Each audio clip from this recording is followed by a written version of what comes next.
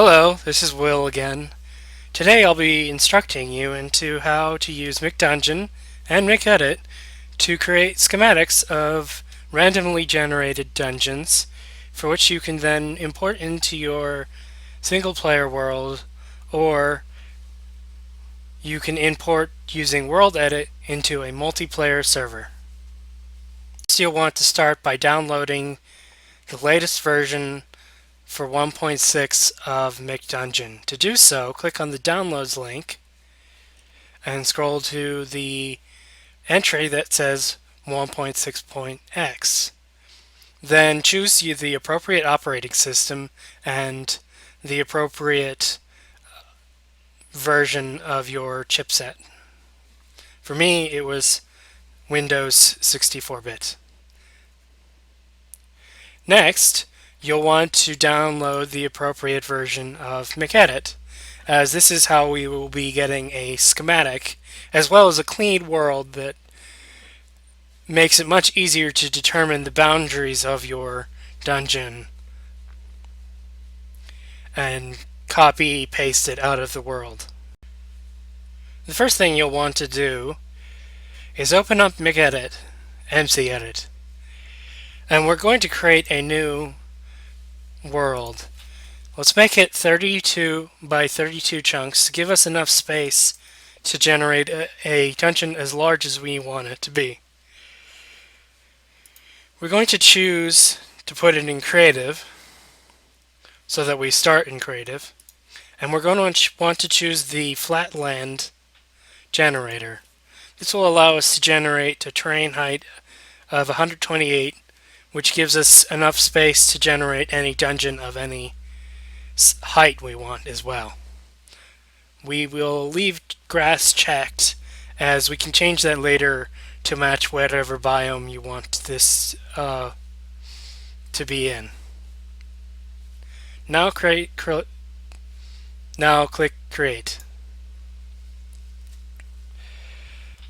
I will call this world Dungeon Tutorial.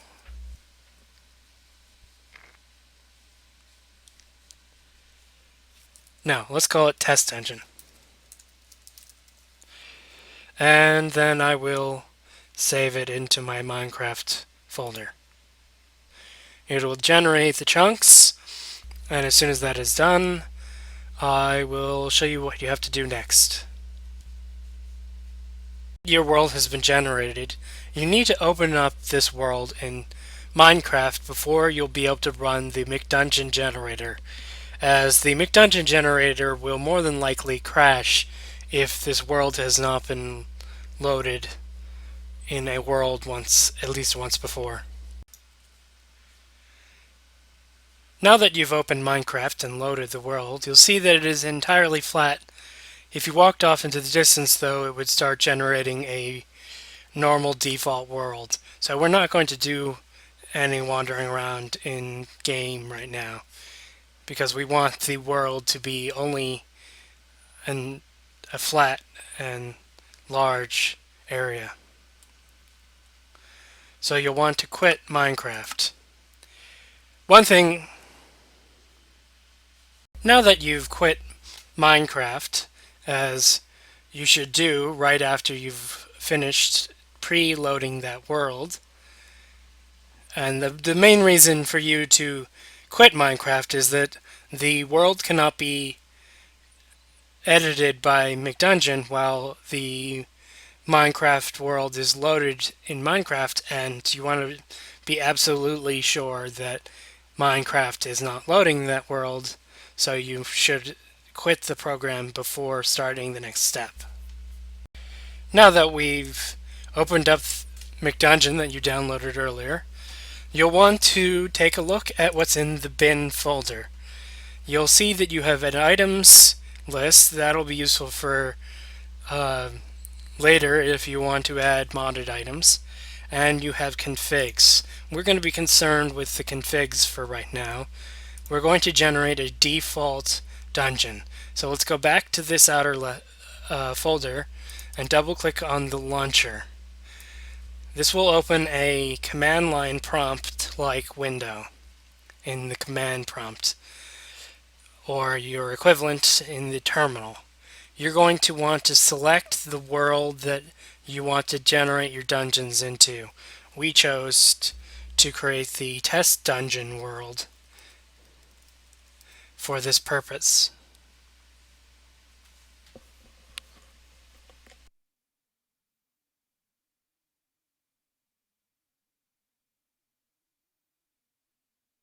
Now that you've typed in test dungeon, press enter to go to the next step. We're going to choose A in order to add new dungeons. Next, type in the name of the configuration you want. We're going to choose default. Make sure to spell it correctly.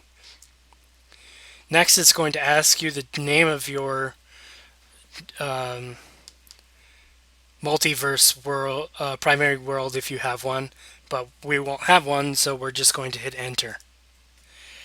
Next, it's going to ask for the size in X chunks that we want. We're going to choose 4, which is the minimum size.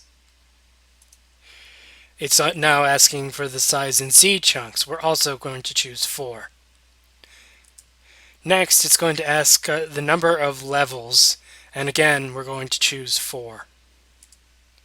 Last, it's going to ask how many dungeons you want to add. I generally try to add 1 dungeon at a time. It makes it a little more manageable, and it doesn't. There are some restrictions as to how closely dungeons can be placed together. So a single dungeon in a large world, empty world, is easier to control than several dungeons. Though if you just want to generate a bunch of dungeons and be quick about it, then pre-generate a larger set of chunks and generate as many as possible by typing -1. Next, you'll hit enter, and hopefully everything will go as planned. So if you haven't loaded this before, or often even if you have, it will start checking whether there was dungeons previously, and then it starts generating the dungeons, as you can see now. It tells you all the steps it's going through, and if your computer is relatively quick, like mine is, it will have generated the dungeon in no time. This varies depending on how large your dungeon is going to be and how many dungeons you're producing. Now that we've completed this, the next step is to open our world and see what it looks like. The first thing you're going to want to do before trying out your world is you're going to want to actually compress it. This will allow you to have a backup in case you mess anything up in the dungeon. And in fact, I'm more than likely going to, after looking at the dungeon, delete the world as it is now and restore it from this backup. Now we're going to switch to Minecraft.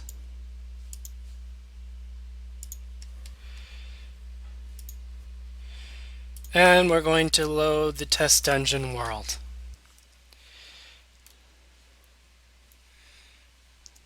Now, as we can see off in the distance, here is the surface of our dungeon world.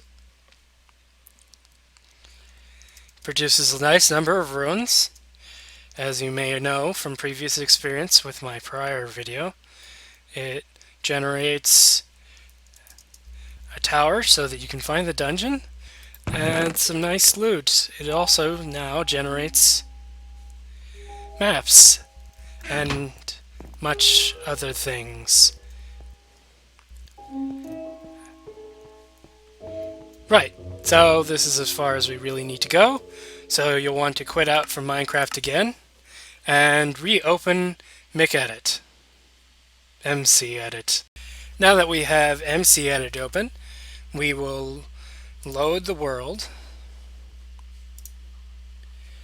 And as you can see, we can see the dungeon, and we can also see where the world has been generated. You may in fact want to make a much larger world. I wasn't expecting it to generate any terrain. I'm guessing that I didn't make the dungeon. Well, the dungeon is just so close to the edge, but it doesn't really matter because, as you can see underneath, it is entirely free of any unwanted material, and we can clearly see the definition of where the dungeon is. So we'll go to the surface, and we will click once. So one thing you can see with MC Edit, which is good, is where the chests are. So this chest here is important because it'll tell you what the name of the dungeon is if you forget what it is without having to reopen MC Edit or reopen Minecraft. No, I mean mcdungeon. Yeah, without having to reload it from mcdungeon. That's what I mean to say. Okay, so we're going to select.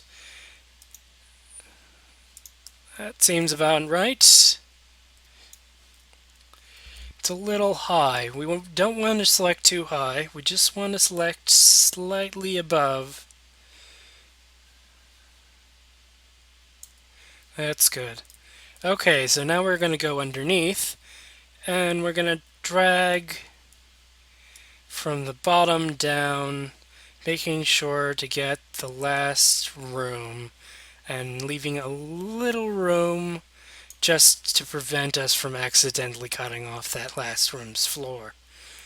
We'll want to see if we can make it a little smaller on the sides, and yes, we can. Right, okay, and that doesn't cut everything off. Or does it? No, I think that's good. And this side. That's pretty good. Yeah, okay, so I think this is good. Except for on the side, there's definitely a little too much room here. I can definitely do to reduce that.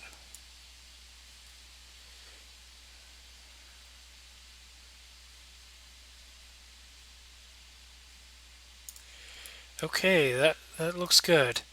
Okay, so we now have the entire dungeon selected. Next, we're going to hit the export button. I have a dungeons in the schematics folder, a dungeons folder, all preset with room for dungeons I've made myself, dungeons I've taken from the internet, Chocolate Quest dungeons, and mcdungeon dungeons. So we're going to just call this test dungeon since I did not actually pay attention to what the name of the world was previously. And then we press save.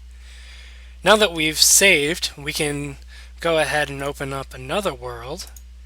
I've generated this tutorial survival world just for this purpose so that I can import a new dungeon in.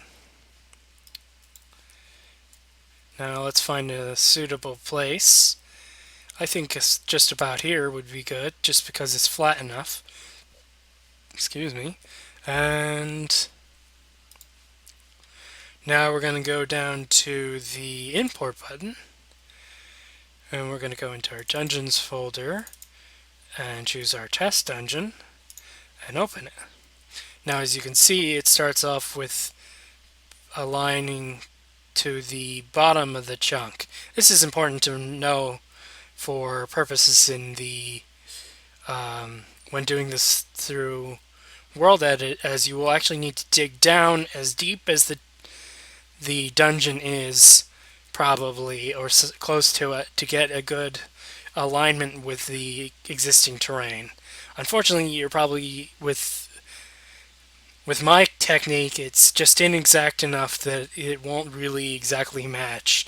You could potentially copy-paste out a region of your map to generate these dungeons in, but that would actually make it harder for you to determine where the dungeon extends, perhaps. and it might also be difficult for you to align it as well. So next we want to nudge down the dungeon so that it aligns with the terrain. And we're going to nudge it into the landmass and out of the water a bit.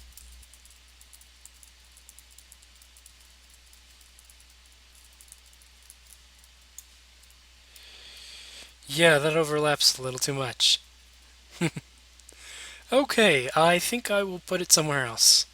So we can also always just drag it somewhere else. For instance, we could drag it right here. Now if we have it right here, it's going to cut off this area of land. Um, yeah, I think better to have it over water. To cut off some of the water than to cut off a big mountain range. Um, let's see if we can find an area that is just large enough to fit this in. Yeah, right about here would be good. Okay, so now that we've found the area and we're making sure that it is well aligned with the land, yeah, that's good. Now we're going to hit import. Now we don't want to copy the air. Could chunk a line, not going to bother. We do want to copy water. There may be water in the dungeon. And we're going to hit import. So with mcdungeon, actually, you can get a much smoother import just because you can copy in, choose not to copy in the air, and that meant that yeah, but this might not be ideal because as you can see, the entrance to the dungeon has been cut off. So we're actually going to undo, and we're going to try again. Choose our dungeon again. It can take some trial and error for you to get this to work. We're going to copy the air this time. To make it a little easier, we're going to also set it up to align to chunks. We'll get it down to right about there. And that's probably going to be as good as we're going to get. And then we're going to import it. Now, as you can see, it has completely replaced all the trees that were there. But on the other hand, we'll deselect. On the other hand, we have access to the dungeon, which is ultimately the most important thing, I think. Right. One thing you could probably do is turn this into two schematics, but that would get the complication of aligning the top of the dungeon to the rest of the dungeon. For right now, I don't think that's important, so we're just going to check to make sure that the player is in a good spot, and I am. And then we're going to go and save the world. This could take some time depending on your machine, but as you can see, it did not take very much time at all for me. Next, we're going to open up this world and take a look at it and see how our paste has resulted. Okay, now that we've closed mcedit so that there isn't any sort of conflict with having the world loaded, we're going to open up Minecraft and check out our newly inserted schematic. We're going to open up the tutorial survival world. And here we are. We've got our freshly inserted landscape. And as you can see, fortunately, it does not have as much of a boundary as you might expect because of the nice blending that Minecraft does, although you will notice it is really flat, which is really a downside to this whole process. If you are loading this in mcdungeon,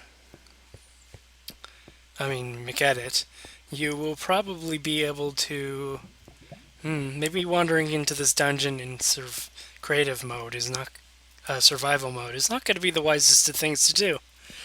Anyways, oops. I do not do well with these stairwells.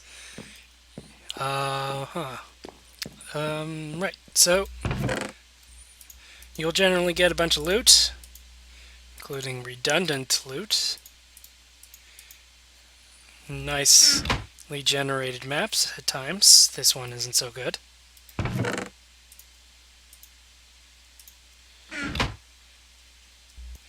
Yeah, it doesn't look like the maps really were preserved. That generally isn't an issue, though. I never really like using them anyways. Right, well, so that's how, that's pretty much how you put in a schematic from a generation.